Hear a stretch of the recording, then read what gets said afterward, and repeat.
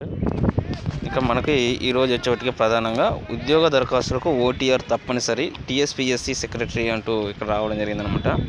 So OTR మనం create చేయడం కానివ్వండి, అదేవిధంగా వన్ టైప్ ప్రొఫైల్ ఈ యొక్క రిజిస్ట్రేషన్కి సంబంధించి so one time registration OTR ఏ విధంగా మనం చేసుకోవాలి, అదేవిధంగా ఓటీఆర్ చేసేదాన్ని ఏ విధంగా ఎడిట్ చేయాలి కూడా ఇక్కడ ఇవ్వడం జరిగిందనమాట.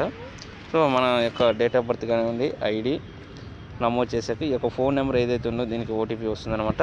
ఆ యొక్క ఓటీపీని బట్టి ఎంటర్ చేసాక ఎడిట్ చేసే ఏదైతే డేటా ఉందో మనం ఎడిట్ చేయాల్సింది ఆ యొక్క ఓటీపీ ద్వారా మనం ఎడిట్ చేసుకోవడానికి అవకాశం ఇచ్చారనమాట. సో ఇక్కడ వచ్చేటికి ప్రధానంగా ఉద్యోగులు దరఖాస్తులు చేసుకోవాలంటే అభ్యర్థులు తప్పనిసరిగా తెలంగాణ పబ్లిక్ సర్వీస్ కమిషన్ అంటే టీఎస్పీఎస్సీ వెబ్సైట్లో వన్ టైం రిజిస్ట్రేషన్ ఓటీఆర్ చేసుకోవాలని టీఎస్పీఎస్సీ సెక్రటరీ ఇక్కడ తెలియజేయడం జరిగిందనమాట. సో ఓటీఆర్ ఐడి ద్వారా ఈ యొక్క నిమిషాలను దరఖాస్తు చేసుకోవచ్చు అని చెప్పారు. కొత్త జిల్లాలకు అనుగుణంగా ఓటీఆర్లో మార్పులు తీసుకోవాలని 1 నుంచి 7 తరగతి వరకు విద్యార్థులు నమోదు చేయాలని విద్యార్థులు అనమాట. మన యొక్క స్టడీ ఏదైతే ఉంటాయో ఫస్ట్ బేసిక్స్ లెవెల్ నుంచి 7th వరకు కూడా మనం దీంట్లో ఎంటర్ చేసుకోవాలన్నమాట. సో రిజిస్ట్రేషన్కి సంబంధించిన ప్రాసెస్ కూడా ఇవ్వడం జరిగింది. ఉద్యోగ అభ్యర్థులకు ఓటీఆర్ పక్క ఇక త్వరలో నోటిఫికేషన్లు టీఎస్పీఎస్సీ ద్వారానే వీటన్నిటిని ఫిల్ చేస్తున్నట్టు మనకి ఇంకో న్యూస్ పేపర్లో కూడా దీనికి సంబంధించి క్లియర్గా అప్డేట్స్ అయితే రావడం జరిగిందనమాట.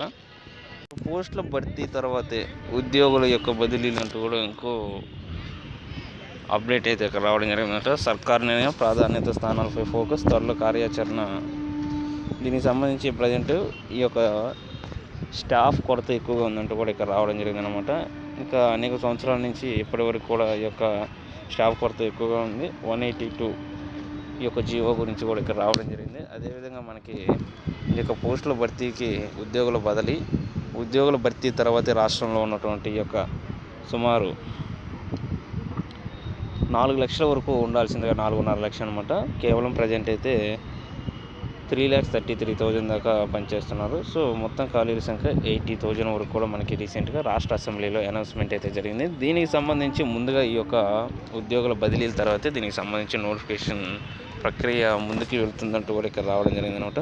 సో ఇది తెలంగాణ రాష్ట్రానికి సంబంధించి ప్రధానంగా ఉన్నటువంటి అప్డేట్స్.